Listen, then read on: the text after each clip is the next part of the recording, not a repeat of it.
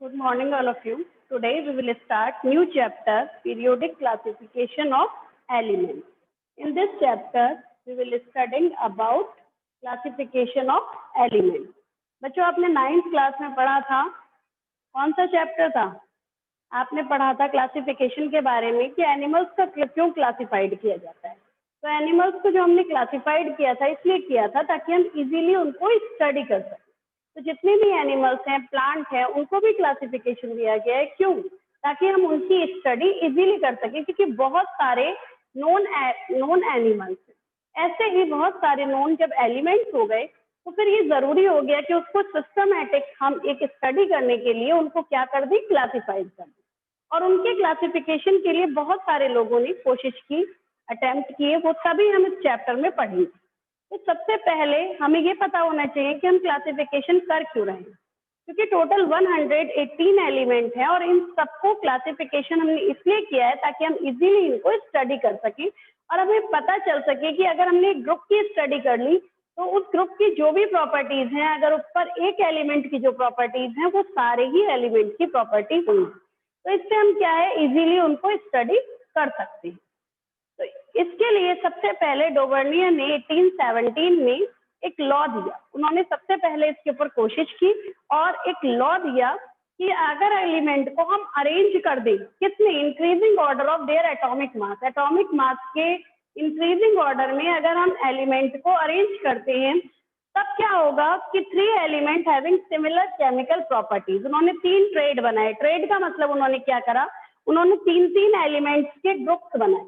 ठीक है, जैसे lithium, sodium, potassium, calcium, strontium, barium, chlorine, bromine, iodine. तो उन्होंने ऐसे क्या बनाए, 3 ट्रेड्स बनाए और उन्होंने केवल 9 एलिमेंट को क्लासिफाइड किया और उन्होंने 3 ट्रेड्स बनाए. और 3 ट्रेड्स में उन्होंने ये बताया कि अगर हम ये देखते हैं कि इनकी प्रॉपर्टीज कैसी है, सिमिलर है, तो उन्होंने कहा कि 3 element having similar chemical properties and atomic mass of the middle element. जो मिडिल एलिमेंट का एटॉमिक मास है वो क्या है, having being equal to the arithmetic mean of atomic mass of 2 element. ये जो 2 एलिमेंट है इनका अगर हम मीन निकालें, अरिथमेटिक मीन निकालें तो किसके मास के बराबर होगा, बीच वाले एलिमेंट के बराबर होगा मास.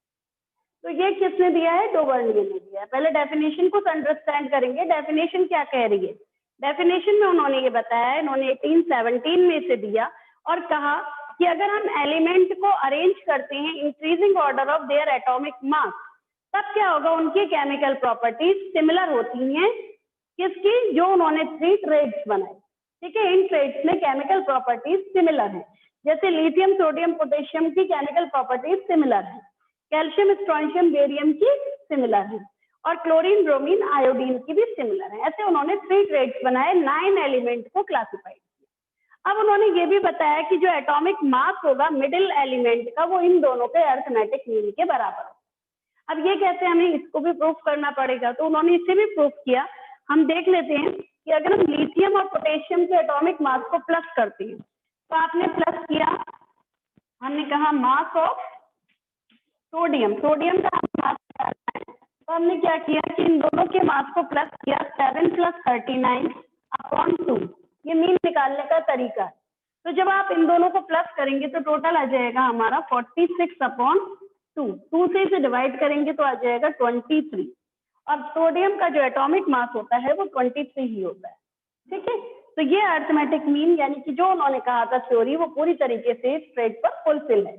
फिर हम दूसरे ट्रेड पर देख लेते हैं कि अगर हम 40 + 137 करते हैं अपॉन 2. ठीक है, इन्हें प्लस करो तो क्या आ जाएगा आपका 7, यहाँ पर आ गया 7 और 1, 2 से डिवाइड कर दिया, 2 8 जा 16, 2 8 जा 16 और 2 5 जा 10. ये भी पूरा का पूरा हमारा 88 आ गया. तो 88 ही स्ट्रोंशियम का क्या होता है, एटॉमिक मास होता है. तो इस तरीके से हमने अगर अरिथमेटिक मीन निकाला तो क्या आया, वो उसके एलिमेंट के एटॉमिक मास के बीच वाले मिडिल एलिमेंट के एटॉमिक मास के बराबर आया. तो ये तीनों ट्रेड्स आपको पता होने चाहिए. अगर आपसे पूछा जाए, कम से कम अगर एग्जाम्पल पूछा जाए या फिर ये कहा जाए कि लिथियम और पोटेशियम, उसके ट्रेड में जो फर्स्ट ट्रेड था उसमें लिथियम 2 एलिमेंट है, लिथियम और पोटेशियम, थर्ड एलिमेंट का नाम बताइए. ठीक है, इस तरीके से एमसीक्यू बेस्ड क्वेश्चन आ सकते हैं, असर्शन रीजन में आ सकता है, किसी भी तरीके से इस पर क्वेश्चन आ सकता है। बेसिकली इनके क्या है कि जो भी इनकी डीमेरिट्स हैं वो इम्पोर्टेंट है, यानी ये थ्योरी फेल क्यों हो गई वो इम्पोर्टेंट है। तो थ्योरी फेल क्यों हुई? थ्योरी इसलिए फेल हुई क्योंकि इस थ्योरी के अंदर उन्होंने केवल 9 एलिमेंट को क्लासिफाइड किया था और बाकी जितने भी एलिमेंट उस समय नोन थे वो इस थ्योरी पर फुलफिल नहीं हो रहे थे, वो ये थ्योरी वहां पर फुलफिल नहीं हो पा रही थी। तो जब थ्योरी फुलफिल वहां नहीं, सब एलिमेंट के लिए फुलफिल नहीं हो रही, तो फिर क्या हुआ कि वो थ्योरी फिर डिस्कार्ड हो जाती है। या तो वो सबके ऊपर एप्लीकेबल, जितने एलिमेंट थे सब पर एप्लीकेबल होती तो वो थ्योरी चलती है, लेकिन अगर वो थ्योरी केवल कुछ एलिमेंट के लिए सही है तो वो क्या कर दी जाती है? डिस्कार्ड कर दी जाती है। तो डोवर्नियर ने सबसे पहले इसके ऊपर कोशिश की थी, तो इसलिए उनका वर्क भी क्या है? इम्पोर्टेंट है। फिर उसके बाद नेक्स्ट जो साइंटिस्ट आते हैं वो आते हैं न्यूलैंड। यहाँ साइंटिस्ट का नाम भी डोवर्नियर है और इसका नाम भी डोवर्नियर ट्रेड्स है। और ट्रेड्स क्या है? 3 एलिमेंट का उन्होंने जो 3 एलिमेंट को अरेंज किया उसको नाम दिया ट्रेड। ठीक, अब हम सेकंड देख लेते हैं, Newland law of octave. Newland law of octave में क्या है? पहले हमें ये पता होना चाहिए इसकी ये थ्योरी क्यों डिस्कार्ड की। इसको इसलिए डिस्कार्ड किया गया क्योंकि इन्होंने केवल 9 एलिमेंट को क्लासिफाइड किया। अब हम देखते हैं सेकंड लॉ आया न्यूलैंड लॉ ऑफ ऑक्टेव। ये न्यूलैंड एक साइंटिस्ट थे जिन्होंने इसको दिया था, न्यूलैंड लॉ ऑफ ऑक्टेव। अब बच्चों सेकंड लॉ था Newland law of octave. In this law, ये इन्होंने लॉ किसने दिया था? न्यूलैंड ने दिया था। कब दिया था? 1866 में दिया था। अब 18 उन्होंने क्या कहा था? उन्होंने ये कहा कि अगर हम एलिमेंट को क्या करें? लगाएं, अरेंज करें in order to their increasing order of atomic mass. अगर हम एटॉमिक मास के आधार पर उन्हें क्या करें? अरेंज कर दें सारे एलिमेंट को, तब क्या होगा कि the property of eighth element की प्रॉपर्टी सिमिलर होगी, रिपीटिशन में होगी फर्स्ट एलिमेंट की। यानी कि उन्होंने कहा कि जैसे वो एक्चुअली एक म्यूजिशियन भी थे, तो उन्होंने जैसे म्यूजिक होता है, म्यूजिक इंस्ट्रूमेंट होता है, उसके अंदर सा रे गा मा पा धा नी सा, फिर सा आ जाता है, तो एट्थ पे क्या आ जाता है? सा आता है दोबारा। तो ऐसे ही जैसे वहां रिपीट होते हैं, वहां सरगम रिपीट होती है, ऐसे ही रिपीट यहाँ भी हो रहा है। तो जैसे उन्होंने क्या कहा? उन्होंने कहा कि अगर हम एलिमेंट को अरेंज करते हैं इंक्रीजिंग एटॉमिक मास के आधार पर, तब क्या होगा कि एट्थ एलिमेंट की प्रॉपर्टी फर्स्ट एलिमेंट के रिपीटिशन में होगी। इस तरीके से उन्होंने उस समय जितने भी नॉन एलिमेंट थे 56 थे, उन्होंने उनको क्लासिफाइड किया और 56 एलिमेंट को क्लासिफाइड करने के बाद इस तरीके से टेबुलर फॉर्म उन्होंने दी।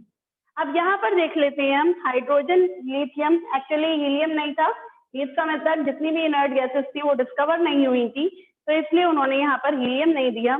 Hydrogen, lithium, beryllium, boron, carbon, nitrogen, oxygen, फिर fluorine, sodium, magnesium, aluminium, silicon, phosphorus, sulphur, then chlorine, potassium, calcium, chromium, manganese, iron, और यहाँ इन्होंने कोबाल्ट और निकिल को एक साथ रख दिया क्योंकि इन दोनों की प्रॉपर्टीज इस ग्रुप से सिमिलर थी, इसलिए उन्होंने उन दोनों को कहाँ रख दिया? एक साथ रख दिया। अब यहाँ भी हमें न्यूलैंड लॉ ऑफ ऑक्टेव तो समझ में तो आ गया, लेकिन इसमें क्या था? इसके भी क्या थी? ये थ्योरी भी डिस्कार्ड कर दी गई। तो ये थ्योरी क्यों डिस्कार्ड कर दी गई? क्योंकि इस क्लासिफिकेशन के अंदर भी एक प्रॉब्लम थी। क्या प्रॉब्लम थी? कि इन्होंने एक तो 56 एलिमेंट ही क्लासिफाइड किए थे। पहला पॉइंट क्या है इसके अंदर कि ये जो क्लासिफिकेशन था, इस क्लासिफिकेशन में केवल 56 एलिमेंट क्लासिफाइड हुए थे और इन्होंने कहा था नो फर्दर, कोई भी और एलिमेंट आगे डिस्कवर नहीं होगा, जबकि और एलिमेंट बाद में डिस्कवर होगा। और फिर उन्हें कहाँ लगाएं? कोई जगह नहीं थी इसके अंदर। तो इसलिए इसका ये वाला पॉइंट क्या हुआ कि भाई और फर्दर एलिमेंट डिस्कवर ही नहीं होंगे, और जो एलिमेंट 56 से जो इन्होंने लगाए थे वो ये। लेकिन इसमें भी पूरी थ्योरी सारे एलिमेंट पर एप्लीकेबल नहीं हो रही थी। इन्होंने कहा था एट्थ एलिमेंट रिपीट होगा प्रॉपर्टीज में, लेकिन एलिमेंट कुछ एक ही स्लॉट में जो रखे गए थे, यानी कि अगर एक ही ग्रुप के अंदर ये थे तो इनकी प्रॉपर्टीज अलग थी एक दूसरे से। जैसे हाइड्रोजन की प्रॉपर्टी फ्लोरीन, क्लोरीन और कोबाल्ट, निकल से अलग है, तो ये जो प्रॉपर्टीज अलग थी, तो इसलिए ये थ्योरी भी क्या हो गई? डिस्कार्ड हो गई। इसके भी 3 पॉइंट्स हैं। पहला पॉइंट ये कहता है कि जो 56 एलिमेंट उस समय नोन थे वो इन्होंने क्लासिफाइड किए। इन्होंने कहा no further element will be discovered, कोई भी और एलिमेंट डिस्कवर नहीं होगा, लेकिन और एलिमेंट डिस्कवर हो गए। तो जब और एलिमेंट डिस्कवर हो गए तो ये पॉइंट इनका गलत हो गया। फिर इन्होंने दूसरी बात ये कही कि इन्होंने जितने भी एलिमेंट थे उनको क्लासिफाइड तो किया, लेकिन अगर सिमिलर प्रॉपर्टी उन्होंने कहा 8th एलिमेंट पे प्रॉपर्टी रिपीट करेगी, वही की वही प्रॉपर्टी आनी चाहिए, लेकिन ऐसा नहीं था।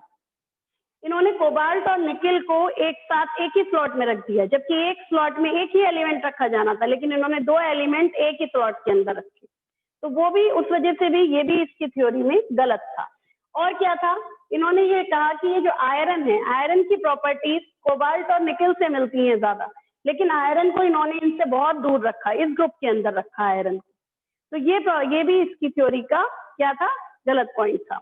और क्या था इसके अंदर, इन्होंने ये लिमिटेशंस हैं, ये सारी लिमिटेशंस ही मैं आपको बता रही हूँ। पहली लिमिटेशन हो गई कि no further element will be discovered. Second हो गया आपका 56 एलिमेंट नोन थे, कि अगर हम एक ही स्लॉट के अंदर, इन्होंने अनलाइक एलिमेंट को भी रख दिया था और लाइक एलिमेंट को दूर दूर रखा था।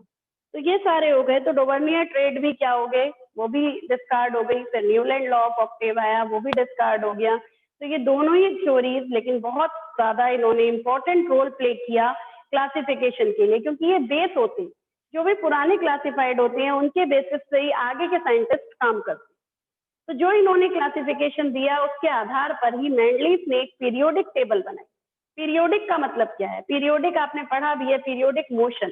पीरियोडिक मोशन क्या होता है कि अगर हम एक सर्कुलर मोशन में लगातार किसी चीज को घुमाएं, तो जैसे एक घड़ी होती है, घड़ी के अंदर रोटेटरी मोशन है, तो बार बार सुई किस पर आती है, 1 पर आती है, ठीक है।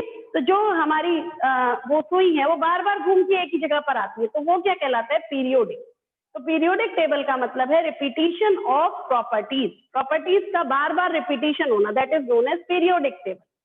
तो पीरियोडिक टेबल बनाई, मैंडलीफ ने सबसे पहले ये काम किया था। मैंडलीफ ने पीरियोडिक टेबल का रूप दिया था और उन्होंने जितने भी नोन एलिमेंट, उस समय तक नोन एलिमेंट थे, उन सबको क्लासिफाइड कर दिया। अभी हम उसे पढ़ेंगे, पहले हम इन दोनों की प्रॉपर्टीज, लिमिटेशंस, उनको अच्छी तरह से आप लोगों को पढ़ना है। तो लिमिटेशंस क्या क्या हुई न्यूलैंड लॉ ऑफ ऑक्टेव की, पहली ये कि उन्होंने ये कहा कि no further element should be discovered, और कोई एलिमेंट डिस्कवर नहीं होगा। दूसरा उन्होंने ये कहा कि जो भी प्रॉपर्टीज हैं 8th एलिमेंट के बाद रिपीट होगी। उनकी जो प्रॉपर्टीज थी वो किस पर आधारित थी, म्यूजिकल इंस्ट्रूमेंट पे आधारित थी। जैसे म्यूजिकल इंस्ट्रूमेंट के अंदर 8 होते हैं, सरगम जो होती है 7 होती है, 7 के बाद 8 रिपीट हो जाता है।